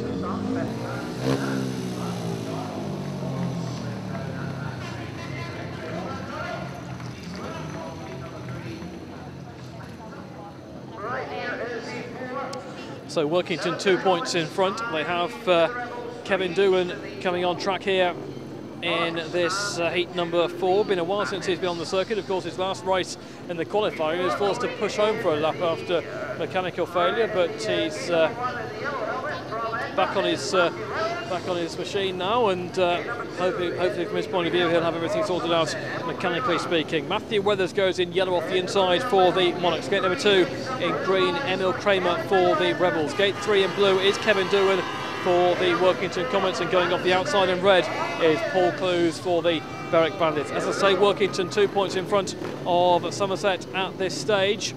So can Kramer get a quick start here on Kevin Bowen? We shall see. Bowen was looking very impressive indeed with the win in his first ride, and then would have won his second but for mechanical issues to take over. We shall see what happens now in the heat number 4 as the green light comes on from the referee. And away they go, and it's a terrific start there by Kevin Bowen. Weathers Clues trying to run the outside. Weathers cuts through on the inside to lead. Bowen finds himself in second place with Clues in third, and Somerset currently in the back, and Weathers shoots across the corner. Bowen swings back. Weathers goes from first to last in one fell swoop. They regain third, having said that, but Kevin Bowen takes advantage of the mistake. Clues moves through into second place for the Berwick Bandits. Weathers in fact went from first to third, and Kramer is out of it completely. This will be an absolutely ideal result as far as Workington are concerned. They've got Bowen in front, and Somerset between there. In the early stages at the back. Clues swinging wide. Weathers trying to come through on the inside. Clues swings back round into the third bend, but Kevin Doohan there, who was initially trapped by Weathers coming off turn 2, saw his chance coming off bend 4, and Weathers swung out wide, he has the advantage. Weathers trying to go wide on Clues after the second bend, and now trying to switch back. Going to get tight into the final bend here with Weathers against Clues. Clues chops him off. Doohan comes round to win. Clues with an intelligent ride to hang on to second place. Weathers was third. In the back is Emil Kramer, and that is a big result as far as Workington are concerned, and Kevin Doohan knows it as well. They've won 3 of the first 4 heats, and their other rivals have been taking points off each other. That time Emil Kramer at the back, and that is giving Workington a very handy situation indeed. 3 points for Kevin Doohan. Workington move on to 10 points. 2 points for Berwick's Paul Clues, they have 5. 2 also, 1 for Edinburgh with Matthew Weathers, they have 4, and nothing for Somerset, they have 5. All that means Workington after the first 4 heats of the final are 5 points clear.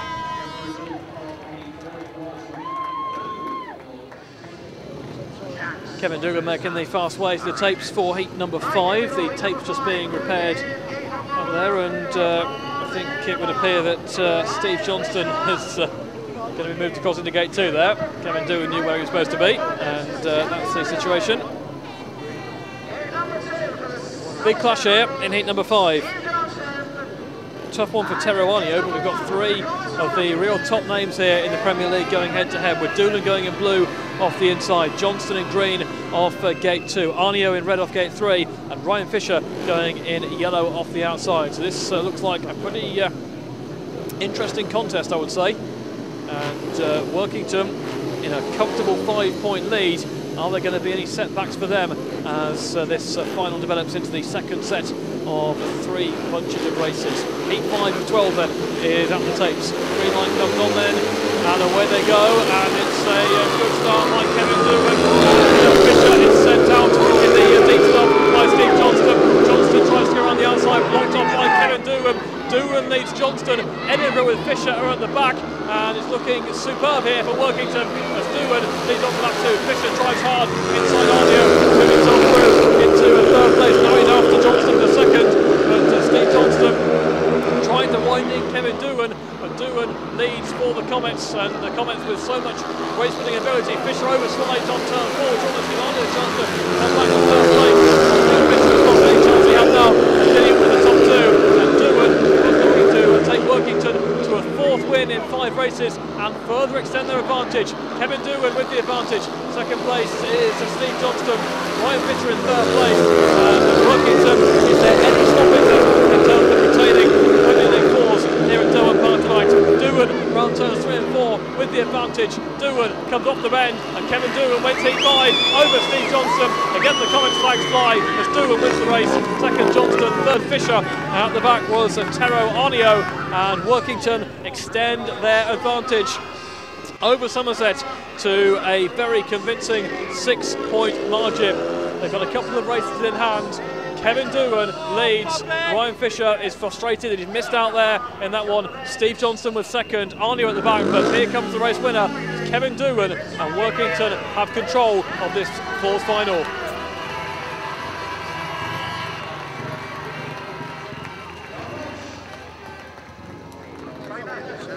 Moving on then to heat 6, the halfway mark of the grand final, and if anyone's going to mount a challenge to Workington, they better start now, because Workington 4 wins out of 5. That is a very healthy situation indeed as far as they are concerned. It's Paul Clues for Berwick, Adrian Ramil going for Workington, Simon Walker for Somerset, and Aaron Summers for Edinburgh. So again, they will feel that Workington, they can keep on winning races. Summers in yellow off the inside, Clues in red off gate 2, Walker in green off gate 3, and Ramil in blue off the outside. And Workington 6 points in front of Somerset, and favourites in this race to extend that advantage still further. Riders taking their time to come into line for this one. Halfway mark of the final. Heat number 6, and they're in line now, and can Ramil keep Workington ticking over? Green light comes on, away they go. Ramil nips off gate 4, they get an afternoon flyer, leads all moves into bend 1, trying to switch through is Aaron Summers as Clues goes wide, with the advantage Workington again. The advantage is with Adrian Ramil again, and second place is Aaron Summers. Paul Clues in third with Simon Walker at the back, and again it's an absolutely ideal situation as far as Workington is concerned, because the other teams all taking points of each other. Somerset were the nearest challengers to Workington, and they're at the back, and Workington are going to have an enormous lead at the halfway stage of this grand final. Ramil leads on to his third lap. Second place is Aaron Summers, third Paul Clues. At the back is Simon Walker, who's struggled somewhat and was replaced by the reserve in the qualifier. But Adrian Ramil leads on to his final lap, and Workington, they have the race winners in a plenty. Three big race winners in their side, and a very competent showing too by Richard Lawson throughout the meeting, and it's going to take something very peculiar indeed to happen if Workington are not going to win the fours here tonight. As Ramil gets their fifth win out of six, they're getting closer. They are getting closer. Ramil with the victory. Second place was Summers, third was Clues. Walker was at the back, and it is a fantastic night so far for Workington. They have 16 points out of a possible 18. The others are all taking points of each other. They have 16. Edinburgh and Somerset both have 7. Berwick have 6. So it is very much going the Comet's way as Ramil makes that 6 points out of 6 for him.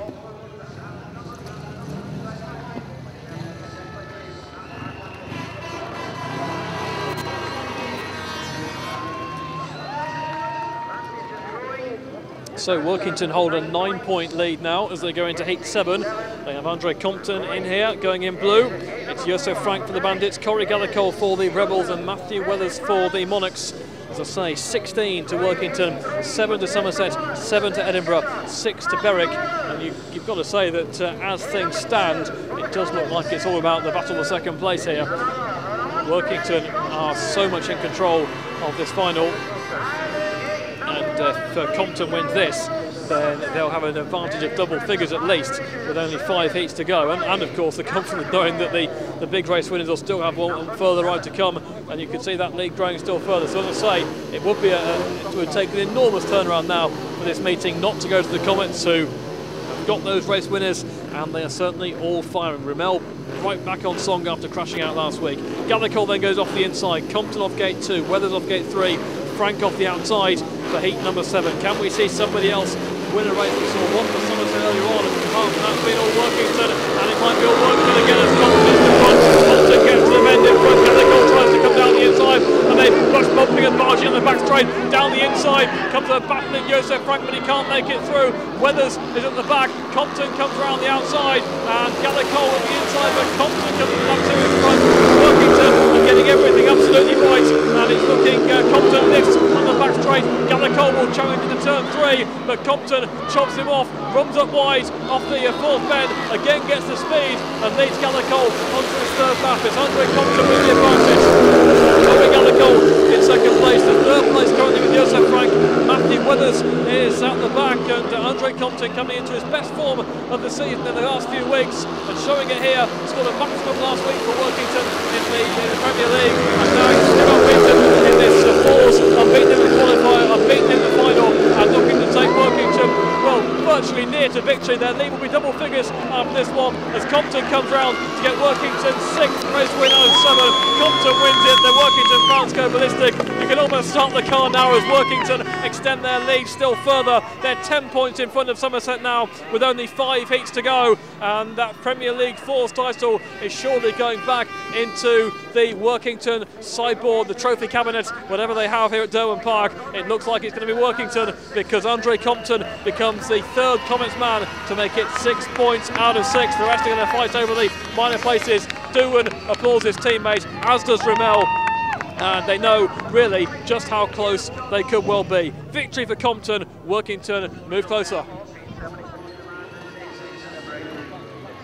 Moving on then to heat number 8, Michael Makowski, Richard Lawson, Emil Kramer and Michael Rajkowski. 10 points is the Workington advantage. So it could be it could be extended if the victory goes the way of Richard Lawson here, then could possibly put them into a 13-point lead, which would of course be unassailable. It would depend on a few things going their way. It would obviously depend on the Rebels being left on 9. It will depend on Kramer finishing last. So it's unlikely to be completed here, but we'll have to wait and see. Makowski riding in red off the inside. Rajkowski goes in yellow off gate 2. Lawson in blue off gate 3. And Kramer going in green off the outside. Workington have absolutely blitzed the field here in this final. They were impressive in the qualifier. It did drop a few points. Of course, there was the mechanical trouble for Bowen, but it's been all one-way traffic in the final.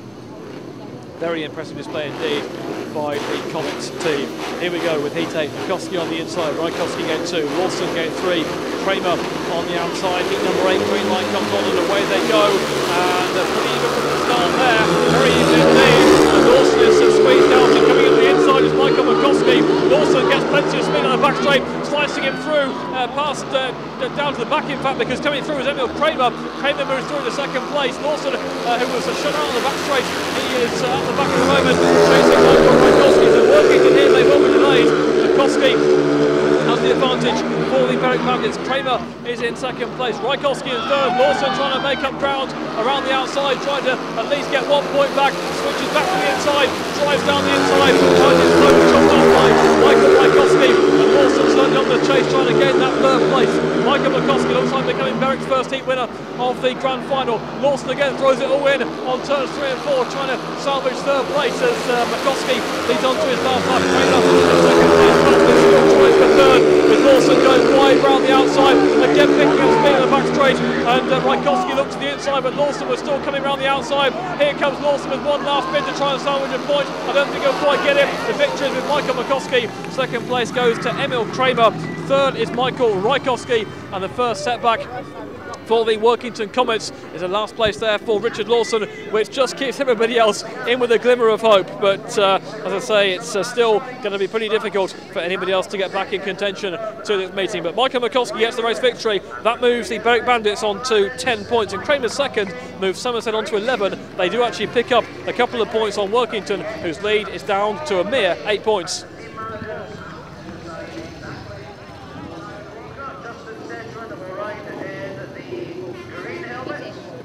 So here we go for heat number 9, and Richard Lawson has the chance here, if it goes his way, to win the fours. If they are 9 points in front with 3 to go, that will be enough on the race wins that we've seen. They're currently 8 in front. So Lawson in blue, what a moment this would be if he could win the race to move on to 22 points. That would do it, whatever anybody else did. Arnio riding in red off the inside. Sedgman, who's coming in as a replacement, goes in green off gate 2. Weathers goes in yellow off gate 3, and Lawson goes in blue off the outside. And as I say, if Lawson wins on the 22, even if Somerset finish second, then there'll be 9 in front, and away they go. And Lawson has not made his start. Start goes to Weathers. Lawson tries to go around the outside. Locked down there, as through goes Sedgman, the reserve substitute, to move into second place. Lawson will try and go around the outside to try and split the two, or even get them both time, but Matthew Weathers for the Monarchs has the advantage. Second place is Sedgman, who's going into the place.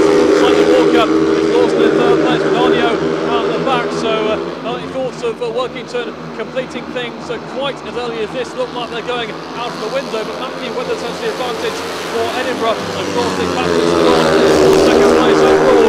Sedgman, so he scored second place here for Somerset with Berwick in the back. And that would certainly give Somerset a great chance for second place overall, the way the meeting is currently shaping up. But Weathers leads on to his last lap for the Monarchs. Second place is Sedgman. Lawson in third. Again, the moves working, they're pulling closer, but not quite to the victory just yet, as Weathers comes off the final bend to win impressively. Heat number 9, Matthew Weathers for the Edinburgh Monarchs.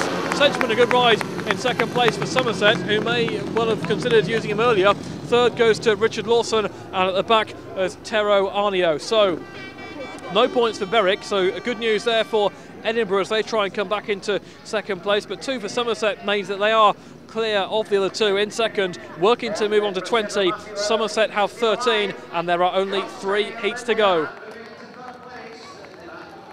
The battle for second, third and So the Comets now very much on the brink of Premier League 4's glory. It's Andre Compton who has been absolutely perfect so far.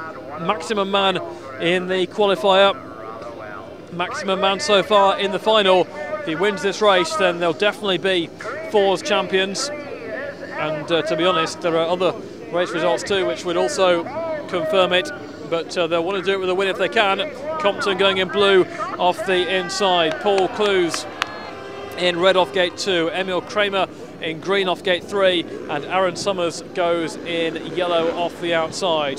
Workington have been superb in this final, and they could well be just over a minute away from retaining the Premier League 4. Required them well off to do it last year, but this could be done in Heat 10 if Compton gets the job done. Green light comes on, away they go, and Compton drives the advantage to the front. Compton has the advantage, and the other three all contesting second, third and fourth places as Clues moves through into second place. It's Summers in third, a pretty tight battle too with Emil Kramer, but Andre Compton, who has now got 3 laps to complete the Premier League 4s for Workington. Paul Clues in second place, it's Summers in third. They're really close, battling close places, but there's going to be no stopping Andre Compton unless he has a mechanical failure in the last couple of laps or something goes badly wrong. Then Workington are going to be celebrating. The celebrations are beginning to start in the grandstand. Andre Compton leads a great battle on the second, third and fourth as Paul Clues hold everybody at bay. It's Summers in second place, Kramer in third. It's going to be important when we come down to sorting out who comes second and third, but there's not too much doubt as to who's going to come first. Andre Compton leads on to his last lap, and Workington are about to celebrate victory in the Premier 4, which is booked on the car so much in the evening, but you have to get the job done, and they're going to get the job done. Compton comes round turns 3 and 4 for the final time, comes off the bend, and Workington, the second year running, the Premier League 4's winners. Andre Compton on one wheel wins the race. Second place is Paul Clues, third Aaron Summers, out the back Emil Kramer, and Andre Compton, don't forget, retired at the end of last season, tempted back into action really after the sad injury to Adam Roynan before the start of the season. Adam Roynan's here tonight and will be joining in the celebrations. Compton, Sheffield Aston, of course, they'd made their team plans before he decided to come back. He's found a new home at Workington. He's become a Workington hero, and he's produced the ride there that secures the Premier League 4s for the Workington Comets. The home side take glory here at Derwent Park. Workington retain the 4s. Celebrations for Keith Denham, for Ian Thomas, who of course was seriously ill only a couple of weeks ago. But Compton, who went through the card last week in the league match, has done it again in the 4s. Burning out on the way back to the bits. Compton, the Comets hero, and Workington are the 4s champions.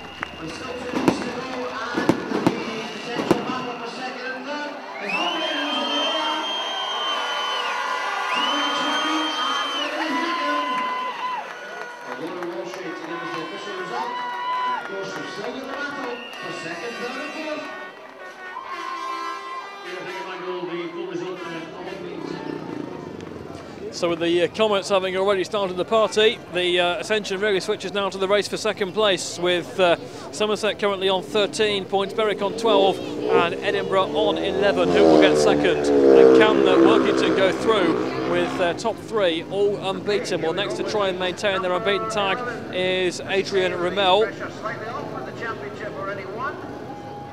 Pressure off Workington, but second place very much up for grabs between the other 3 teams. Corey Gathercole, who's been battling hard as ever, and he will go in green off the inside here for the Rebels. Michael Rajkowski in yellow off gate 2 for the Monarchs. Going in blue off gate 3 is Ramil for the Comets, and Josef Frank goes in red off the outside for the Bandits.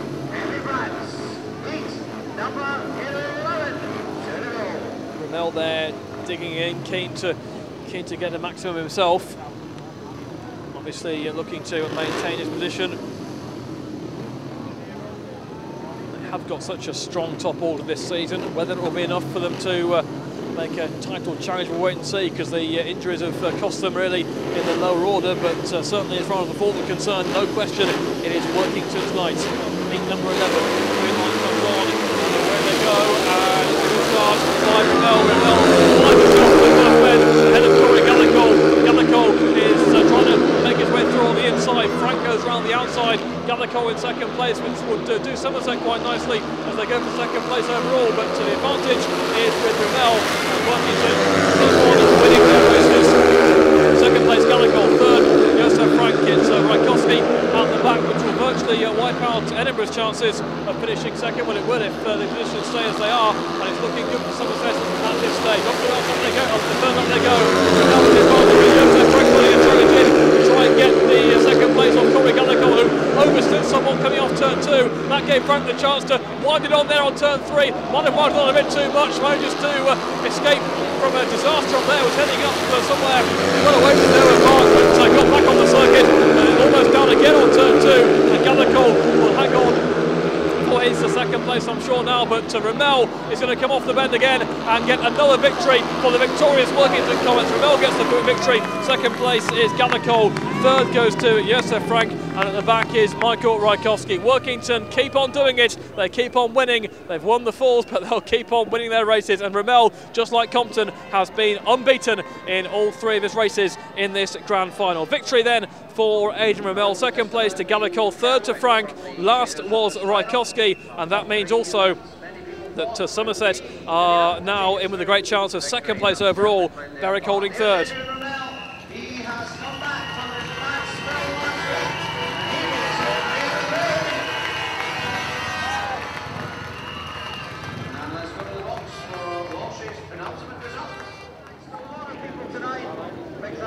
So 1 race to go.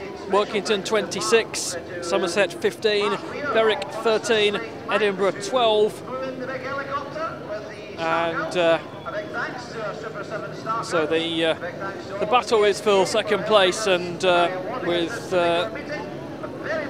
Somerset in control of that. They've got Steve Johnson in this race, and they're 2 points in front of Berwick at this stage. The line up for the final race of the final, heat number 12, and the 28th race of this programme here tonight, which has run through virtually 3 hours. A lot of stoppages in the qualifiers, but the final was run pretty much according to programme. Ryan Fisher riding in yellow off the inside, Kevin Dougal in blue off gate 2, Micah McCoskey is in red off gate 3, and Steve Johnston goes in green off the outside. Second and third still up for grabs at the moment. First place was secured in heat 10, and first place has looked to have been Workington really throughout much of the evening. Very impressive indeed, particularly from the 3 heat leaders, but Lawson, big future for him as well, and great for him to be a part of this winning team too. Unbeaten Compton, unbeaten Ramil, unbeaten so far Bowen. Big race here, tough race, heat number 12. On we go, Fisher on the inside, Bowen on gate 2, Kotzing on gate 3, Johnson on gate 4, and away they go. And this time, Bowen hasn't quite made the start. The Johnson is completely squeezed out. Fisher has the advantage. Johnston winds up the outside line. Fisher leads. Johnston sweeps the balls in second place. Bowen in third. Johnson goes roaring around the outside, and that's some ride by Steve Johnston. He cuts back now on Ryan Fisher, and they're really tight. Great ride by Steve Johnston to go inside Ryan Fisher. Bowen trying to join in 2 in third place, but Johnston's got the advantage. Superb move by Steve Johnston. He was winding up the outside on Ryan Fisher, then he cut back into lap 2, and Johnston's likely victory here will make sure that Somerset finished second overall. Fisher in second place, it's Bowen in third, and Fisher's second place would see Edinburgh snatch third from Berwick. That's the way the situation is with 1 lap to go, as Johnston leads on to his last lap. Bowen is moving in to try and make a bit of Ryan Fisher. I don't think it's really the time now for Heroics Workington have got the trophy in the bag, and that will mean that Edinburgh will take third place for a hard-battling Berwick side. But Steve Johnston, Jono, with a great win to finish off the night's racing. Johnston wins the race and secures second place for the Somerset Rebels. Great night's work for them. Second in the pairs, second in the fours. Second place goes to Ryan Fisher, whose Edinburgh finished third, and the third place in the race, the overwhelming, emphatic winners, Kevin Dougal for the Workington Comets with the overall success. Workington finished with 27 points, Somerset finished with 18, Edinburgh on 14, Berwick on 13. It's Workington's night at Derwent Park in the Premier League Fours.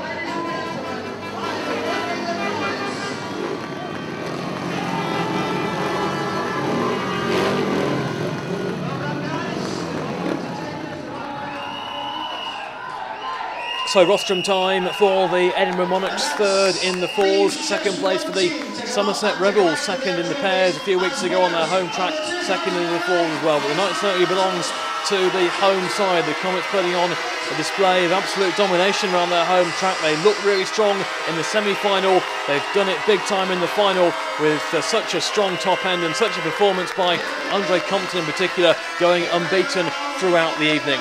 But great stuff from Andre Compton, the captain, Kevin Doohan, Adrian Ramil just back from injury, youngster Richard Lawson, and reserve John Branney, who didn't ride on the day, but still a big moment for all the riders. Celebrations on the rostrum, and the Workington Comets, who came into this meeting as probably the favourites. They've certainly justified that tag. They've always had a good record in this competition, and they've maintained that record. They've maintained the Fours trophy. Kevin Doohan holds the trophy aloft, and the Workington Comets are the 2009 Premier League Fours champions. The champagne about to flow as the Comets celebrate a great night at Derwent Park.